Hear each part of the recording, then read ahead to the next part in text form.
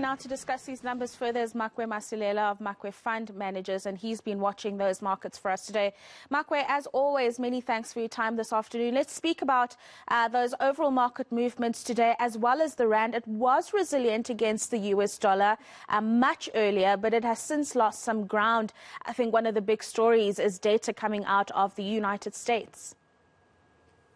Afternoon to you and to the viewers. Definitely, unfortunately, the much awaited numbers, we saw the knee-jerk reaction that the market strengthened. We saw the dollar strengthening. But yes, because the number was better than what we expected, an improvement as well from July. But I think the markets are worried about it. This continues to create uncertainty about when will the U.S. Reserve start tapering. And with the U.S. dollar strengthening, then that was bad for the rand. But also the rand got the knock from commodity prices, and the rand is a commodity currency. I mean, at some point, the likes of palladium were down 6%, copper is down, platinum is down. It's only that now we see gold starting to go up now, all because people start thinking that the U.S. won't increase interest rates anytime soon, and that gets to benefit the likes of gold. But generally, the rand has been knocked by a stronger dollar and also commodity prices which have been weakening. And with us, we erased all the gains that we made yesterday. As remember, yesterday, the market closed 0.5% up. Today, we're down 0.5%. Right, and just the overall markets, just ignoring that nice rally we saw in the financial stocks, that not stopping the local bourse from closing in the red.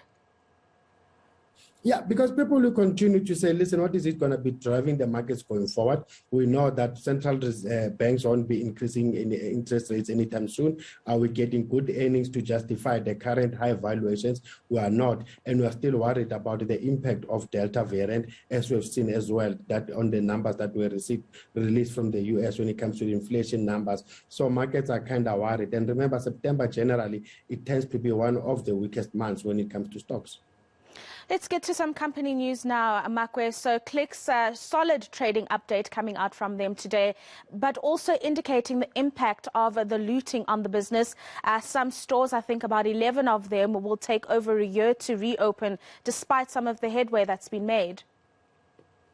Generally, we've seen that their sales managed to go up by almost 8.3%. And as you said, almost 52 of their stores were impacted. And that's almost 6%, of the group-based stores, and also one body shop. And if you take out those civil unrest, then their earnings, headline earnings per share, should be going up by anything between 8 and 13%.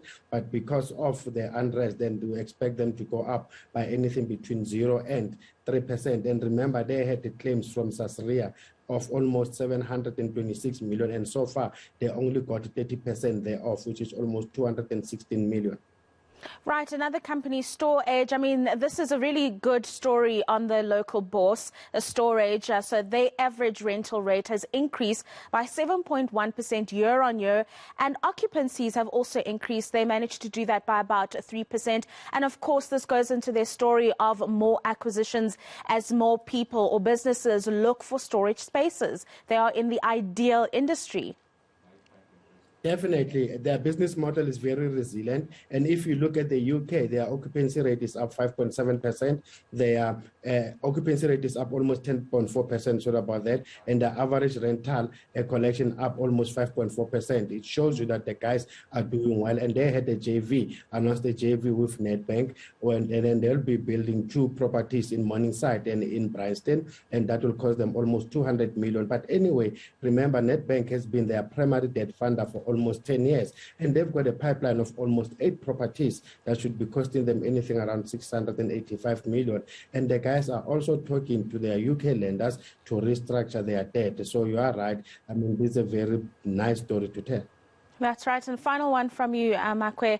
Steinhoff, those liquidation proceedings taking place in the Western Cape High Court, also announcing that it was able to raise around 7.3 billion rand from its sale of Pepkor shares to fund their settlement.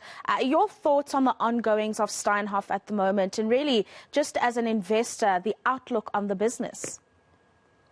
You look at some of their assets, especially in Europe and back home here, you can see that they're solid. But unfortunately, there's just too much unnecessary noise, and then people don't even trust them going forward, as much as we've seen that there's SA shareholders and the Netherlands shareholders managed to approve that settlement of 25 billion, but the whole story about Turkey Town is still an issue. And yes, for them to raise that 7 billion, it bodes well for them to try to make that money of 25 billion, which will be part of the settlement. But the guys still have a long way to go, and they'll continue to be one of those speculative stocks.